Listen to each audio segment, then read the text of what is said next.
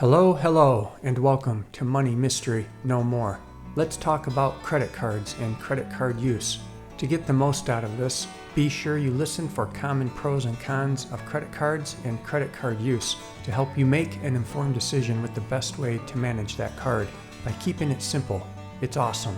And remember, hit that subscribe button to keep getting the latest and greatest information. Okay, let's remove the mystery. Credit cards. Do you have one? Should you have one? Do you have more than one? Like, do you have several? Are credit cards good or bad? What's the point of having a credit card? Does the word credit card cause stress, make you feel or think dread? Is there a low sinking feeling in your stomach? If so, just know that you are not alone.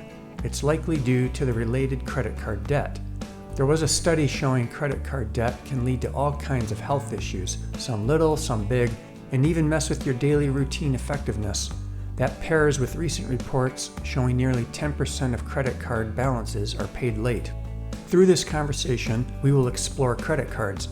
We'll even look at ways you might use them for good and for your benefit versus the negative vibe often associated with them. As the old saying goes, there are pros and cons to everything. Each time you use a credit card, you are borrowing money which you must pay back. The financial institution that awarded you that credit card is basically letting you borrow money from them. In turn, they get brand recognition and the ability to charge you interest and fees. That credit card is really a loan from a lender to you, and the money you use must be paid back. Today, over 80% of Americans have at least one credit card, while the average American juggles 3 to 4 cards with a running balance of just over $6,000. Imagine that. Those numbers mean there are nearly 1 billion credit cards in use just in the United States, with a running balance close to $1 trillion. Imagine all that debt, and it keeps racking up monthly interest fees. No wonder credit cards are big business, and nearly every company is offering one. They are making loads of money on interest alone, not to mention all the money they make on fees. You might have guessed this. Yes, credit cards date way back. In fact, department stores and oil companies led the path back in the 1900s. They helped people as a matter of convenience. That still holds true for most people today if used responsibly instead of just buying things wanted and not necessarily things needed.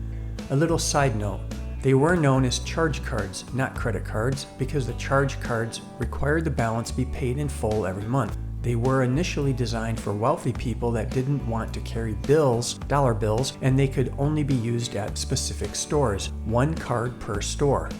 Maybe you have heard of an old classic called the Diners Club card. If not, you might relate to the cause of its creation. The founder of the Diners Club card forgot his wallet once while at a restaurant. It was later launched as a simple way to eat out without cash on hand back in 1950. Shortly after, in 1958, American Express introduced its first charge card. Then things got a bit more crazy heading into the 60s because paying off that charge card in full each month got to be old news, and the concept of allowing cardholders to have a revolving balance was introduced. And finally, in 1966, the Bank AmeriCard made its debut as the first general-use credit card, allowing holders more freedom. People could use that card at a lot more locations instead of a specific restaurant or a specific store. Evolution of the credit card just keeps going. We're option spoiled, from cash back, points, travel programs, gift programs, rewards, and even a myriad of different types of materials, such as titanium, recycled material, and good old plastic.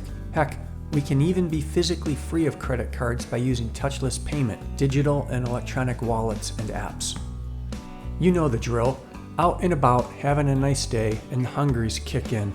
Let's just swing through this little spot for lunch. Charge the $30 meal to the card. Oh yeah, on the way home, gotta grab some groceries for dinner. Add a few more items into the cart, another $75 on the card. Finally, heading home. Just noticed the tank is nearly empty. Boom, $80 more. Just like that, 2 hours and $185 later charged to the card. This is fairly common for all of us, 2 or 3 times a week. You easily and quickly rack up $600 or $700 fast in only a few weeks or a month. And you know that gnawing question is already poking at you, and you start thinking, how am I going to pay for that?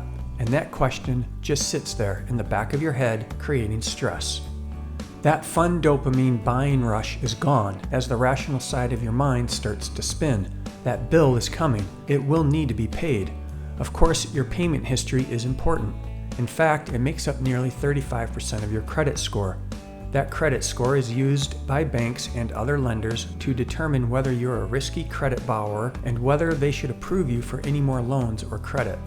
Fortunately, learning to use a credit card responsibly is not complicated. Remember these 7 simple things to keep in mind about how to properly use a credit card.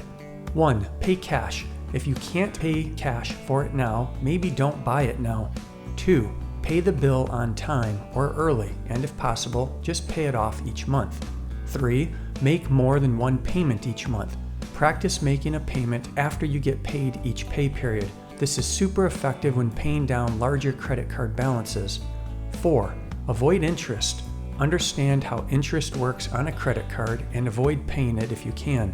Interest rates, also known as APR, annual percentage rate, apply to purchases, cash advances, and balance transfers. Generally, cardholders want to avoid paying interest whenever possible because it's very expensive in the long run. If your interest rate is near 10% or 20%, quickly calculate the approximate interest cost using 10% as a factor. Basically double it if your rate is near 20%. That is, if spending $189 for concert tickets, 10% interest will cost about $19, and doubled is $38. 5. Don't buy consumable and perishable items on credit. Why? Because as soon as it's used, there is no more value. It's gone, but you still pay for it later, usually costing more due to the card's balance and interest fee. Consider fruits and vegetables. Imagine paying $10 for salad stuff, but a month later it costs $12, $15 due to interest on the whole card balance. Or gas. Real fast, that $80 fill-up weeks ago just cost you $90 due to the interest on the entire balance. You can easily see that paying cash for consumable and perishable items makes sense. It's less expensive in the long run. 6. A better way to use credit cards is for items that have longevity, such as household furniture. A home office chair or desk will be used for many months or years, and the expense can be factored over the life of the item, unlike the previously discussed food or gas. Cat or dog kennel. If lucky, your Furby will be around many years and the one-time charge will be paid off long before. And even subscriptions. These are used often on a daily or weekly basis, so it makes sense, especially if being used for a business thing. 7. Stay within the grace period if there is one. Don't ever miss paying on time within that grace period, usually 14 days or so for 0 late fees. There are pros and cons of credit cards. Let's look at the negative aspects of credit cards first before reviewing any positive. You may reconsider having a credit card at all based on these points. Impulse buying. Spur-of-the-moment buys are much easier versus using cash. Interest rates. Depending on your credit score, expect the rate to be high. Damaged score. Even the best intentions can lead to a poor or damaged credit score when not responsible. Interest cost. Your balance each month can cost high interest charges and increase your real cost of purchase. Extension of pain. When couples share a credit card, who pays attention to the charges and the climbing balance? Losing sight. With the ease of buying, it's too easy to ignore the increasing balance. Fees. There are often fees due to a late payment, over limit use, annual fee, etc. Read the fine print. High balance. Several small buys add up fast and result in an unmanageable debt load. This happens to people a lot. Dopamine effect. It feels good to buy stuff. It's very easy to buy stuff with a credit card and get into debt quickly. Stress. Evidence shows debt adds stress into your life, which leads to performance and relationship drama. Admittedly, this list seems pretty bad at first glance.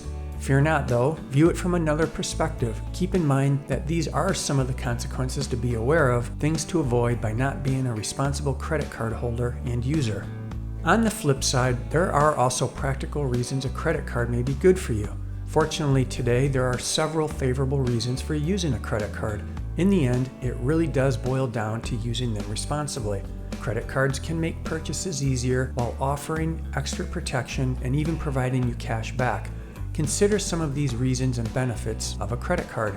Convenience. For sure, credit cards are universally accepted to make buying easy.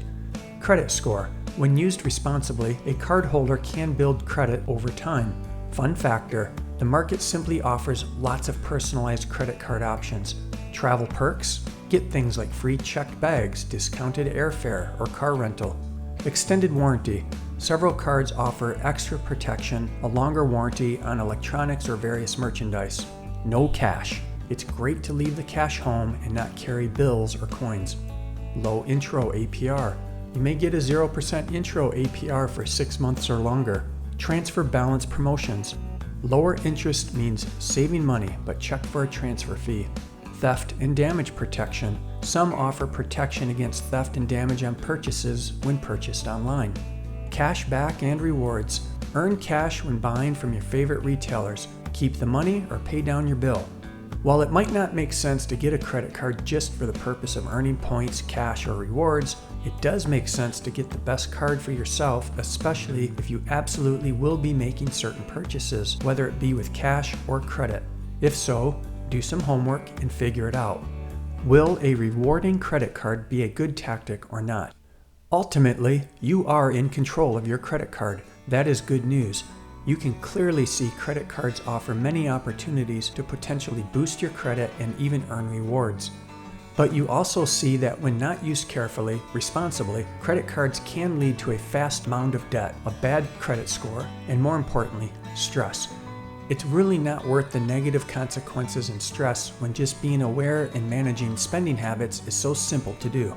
You can be among the group of happy credit card holders by making informed decisions with how best to manage that card by keeping it simple. Remember, hit that subscribe button and turn on notifications so you keep getting the latest and greatest information from Money Mystery No More. I'll see you in the next video.